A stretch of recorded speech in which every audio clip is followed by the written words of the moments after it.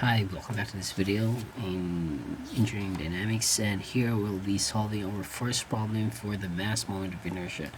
So this problem is taken from the textbook of Hibbeler, and it's actually the example problem 17.3, and it says that if the plate shown in the figure has a density of 8,000 kilogram per meter cube, so take note this is meter cube, and a thickness of 10 mm, determine its moment of inertia about an axis directed perpendicular to the page and passing through point O. So these are our object, and it's actually something like a washer, and it's not actually stated where the X or Y or Z is is directed, but it just says that there's an axis here at this point O, and that's where this washer rotates. So if we try to let's say this is our center, this is our point G over here. So if we say this is our let's say I think this one. Okay, so this is our X, this is our Y, and then along this would be the z-axis. Okay, so our axis of rotation is along the z-axis, but the passing through this point O, so we have to rotate it here. Okay, so we're also given with these radius. So the radius of this hole is 125 mm, and we have this radius of the bigger circle is 250 mm, and also we have thickness 10 mm. Okay, so since this is actually a composite shape, then we can actually refer to the tables regarding this. Okay, so we're also given with this density, and we can actually solve the volume of this let's say cylinder or disc. Determine its moment of inertia about an axis directed perpendicular to the page and passing through point O. Okay, so first step is actually to deconstruct it. So we have this bigger circle here,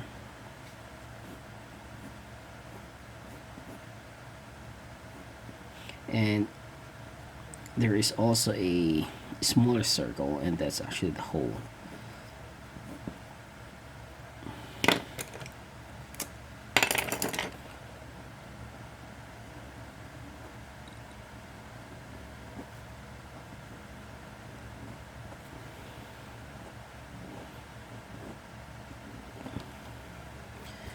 Okay, so just like when you draw in the CAD,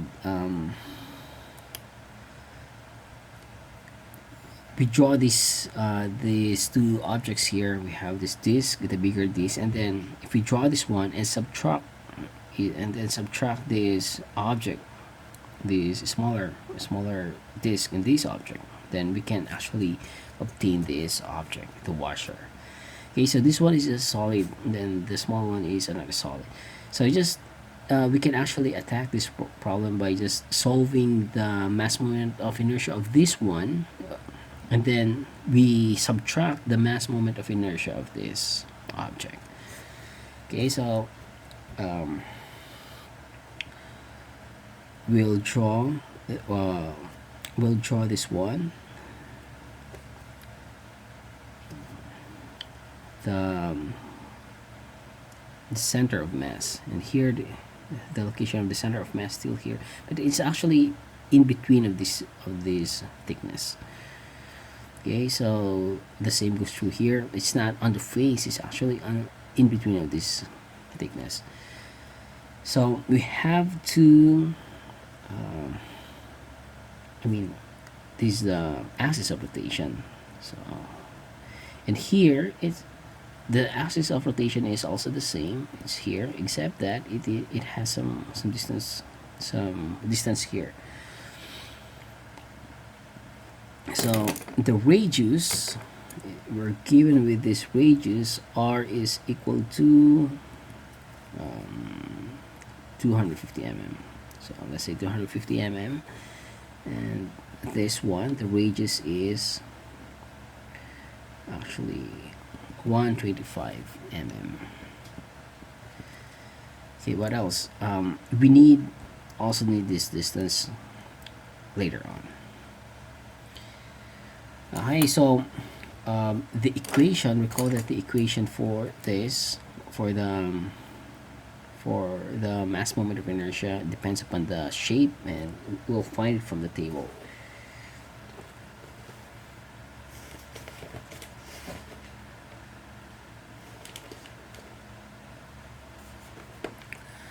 Okay, so here's the table. So it's actually more like a cylinder, except that the h is actually smaller. So here we are trying to rotate. If you try to look at here, do you see our cylinder in the table is oriented this way, but in our problem it's oriented, it's like oriented on the other ways.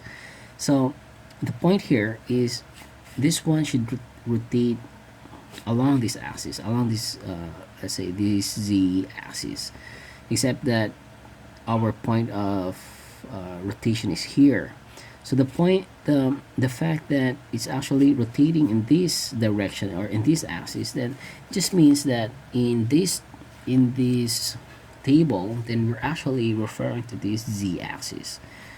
So the equation for this z-axis is 1/2 mr squared. Okay, so the I here, if we rotate it here, is I is equal to 1/2 mr squared. Okay, so again, this I here refers to the axis of rotation that passes through the center. Okay, so this is the equation for this as well as for this small disk over here. So that's our governing equation. Okay, so let's also write it here. Well, I is equal to 1/2 mr squared.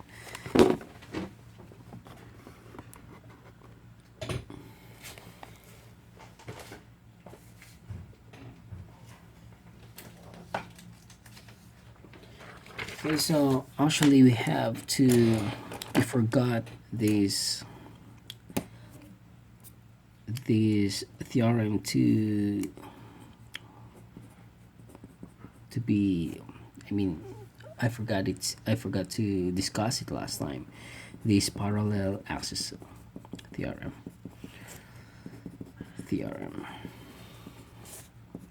So it just states that, for example, we have this object over here, let's say arbitrary object.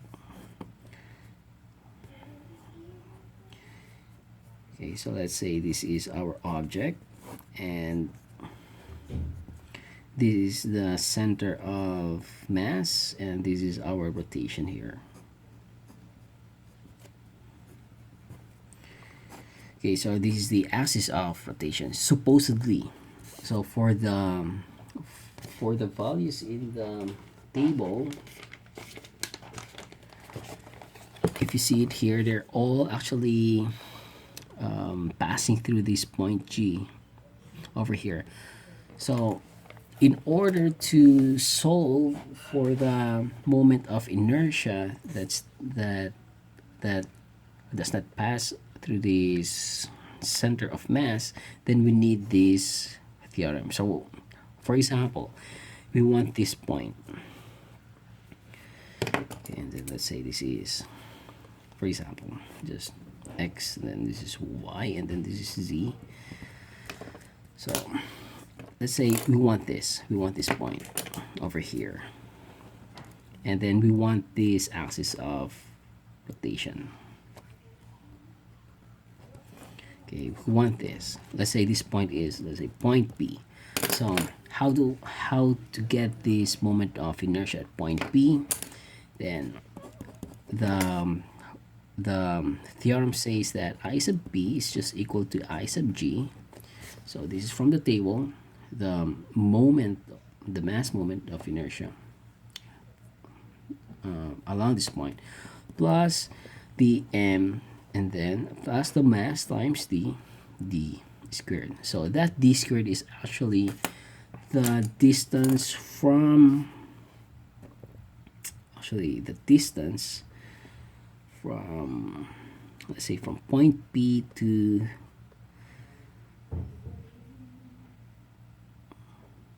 I think this distance, or we can write it here.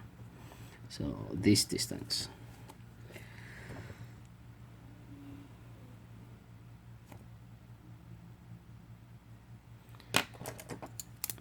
Okay, so I think that's it. We have this axis of rotation along the along point G, but then if we try to find the moment of inertia along this point P, if these are axis of rotation, then what would be the equation? This is it. So I sub P is equal I sub G plus the mass times the distance squared. So it's just the same thing that we used for the area moment of inertia. It just says that I is equal to I sub, I don't know, let's say I sub x plus, instead of m, we just use a and then t squared. So that's just it. Or let's say x prime. I remember we use this x prime. So this one is from tables. This one. If it's a composite shape, so of course. Then this one is the area, and then this one is the distance from, I think this refers to the distance perpendicular to this axis of rotation. I think that's it.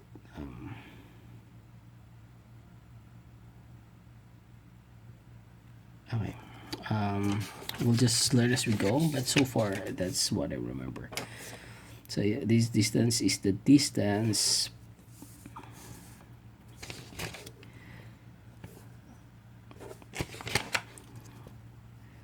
okay, well, I think we'll try to draw it here, and then let's say this is, no, not that one, I think this one.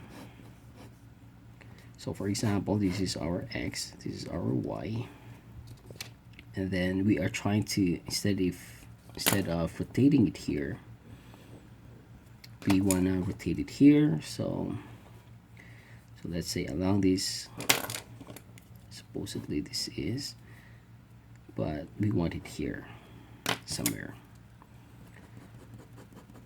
So this distance would be the distance from this point here. This is it, the distance. Okay, so let's continue on.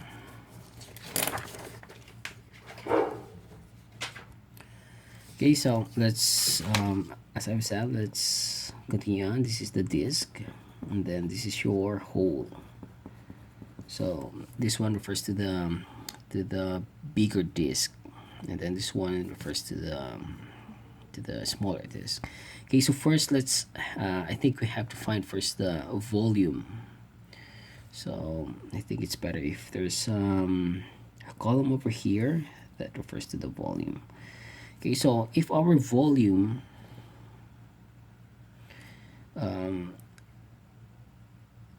this is in mm, so we should take care of all of the units. So it depends whether we want the meter or the meter cube. So for the volume, I think it's better if we use the meter. So let's use meter cube. So for here, we use the kilogram. Okay, so for the volume of the disk,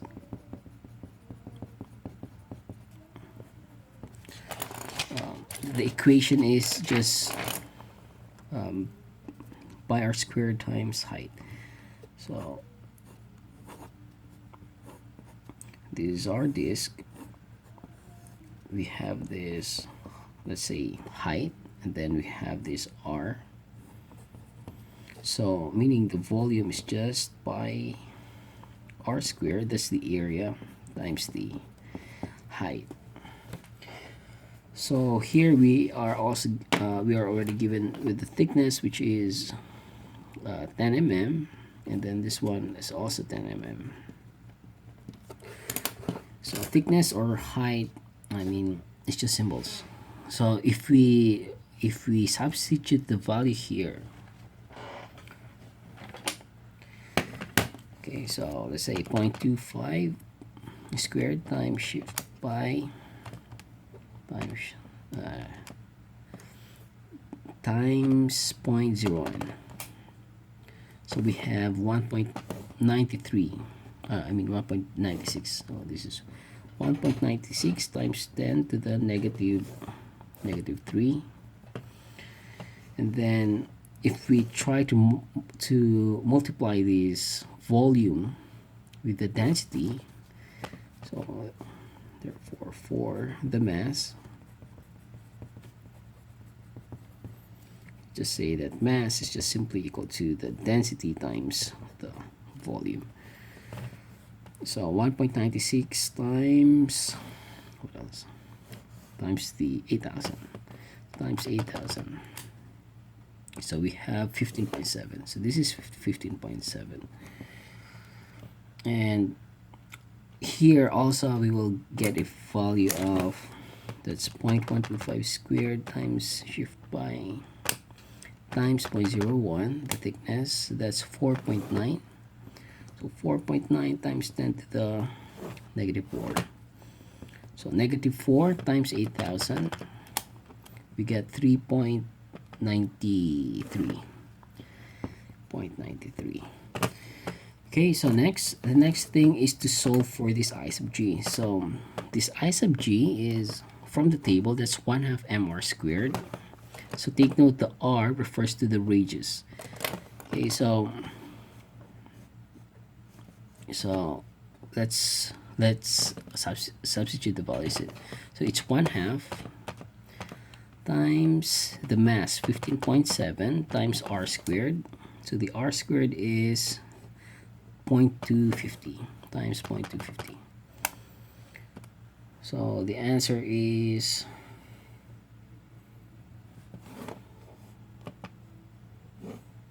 0.250 squared.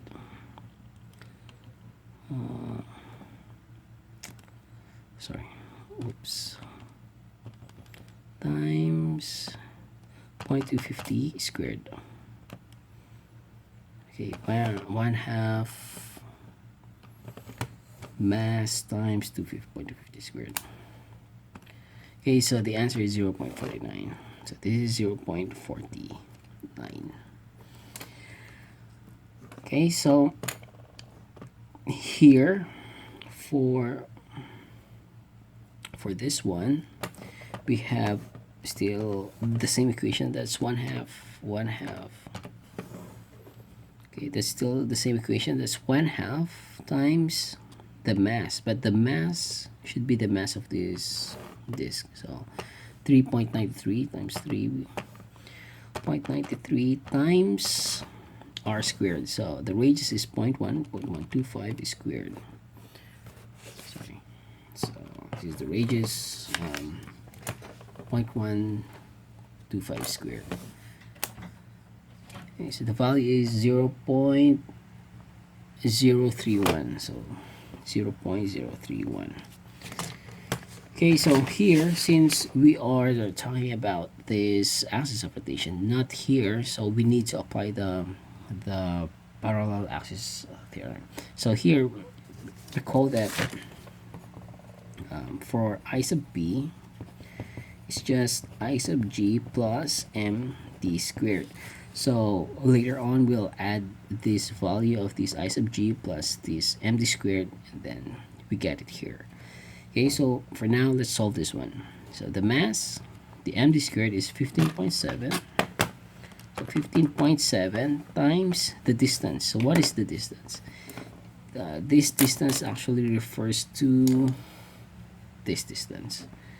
So from this point O to point G. So that is actually the same as the radius, that times 0.250.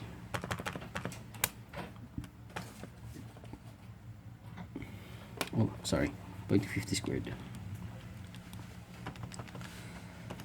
0.250 squared. I always forget. So that's 0.98. Okay, so the next one is this. So the mass is 3.93 times the distance. Now, what is the distance?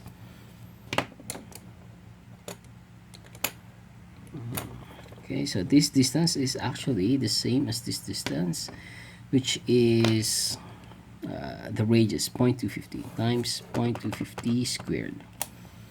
The answer is 0.24. So 0.24. Now we'll add this up. 0.49 plus 0.49 plus 0.98. So that's actually 1.47. Then for this one, 0.031 plus 0.24. That's 0.27.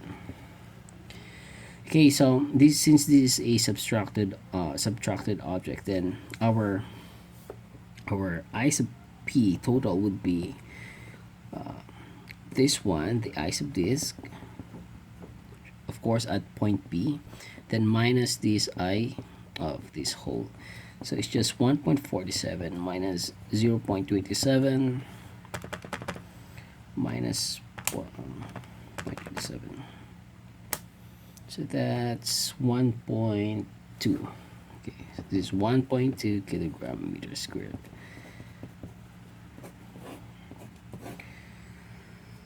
Okay, so just to have a recap on our process. So first, these are problem, but the problem states that the point of rotation would be at point O. So we can just actually notate whatever, I mean whichever the x or y z goes, as long as I mean we just refer to the same axis when we look at the tables. So here, since it is actually a composite object, then we can deconstruct this and be able to solve the the mass moment of inertia of the basic shapes. So here we have this disk, this solid disk, and then we have this also a smaller disk. So just like in the CAD, that you can draw this and then subtract this smaller disk here, so that you can obtain this figure, something like a washer. Okay, so in the table we have this equation: I sub g is equal to 1/2 mr squared. So since they're actually the same, they're disks, so of course the equation would be 1/2 mr squared for this one. Now take note that this equation actually refers to the mass moment of inertia when you are trying to rotate it at this point. I mean the point G, but our problem asks us to rotate it at this point O. So we have to use the parallel axis theorem. So the equation is just this one. So it's I sub g plus md squared. Okay, and then this d squared is actually referring to the distance from point G to point O. Okay, so I actually like it to present it in table, simply because it consumes less space and it's more organized to look at. So here, first we solve for the volume. So the volume of disk is given with this equation: pi r squared times h. So h is the thickness, and then the mass, we can solve the mass if we multiply this volume to the density. So the 8,000, the R equation, mass equal to density times the volume. Okay, so once we solve that, then we can solve for the mass moment of inertia. It's 1/2 mr squared, so this is it, 0.49. And then since it is rotated at this point O, then we have to use the parallel axis theorem, and we solve this one 0.98. So the the mass moment of inertia at this point O, I just use the subscript p, but it's just simple. So it's just simply I sub g plus mg squared, which is 1.47. Okay, so the same is also true for this hole. And since that's a hole, meaning we have to subtract that object, then we have to subtract this mass moment of inertia as well. So the resulting value is 1.2 kilogram meter squared. Okay, so in the next video, we'll be doing one more problem for this mass moment of inertia. See you in the next video.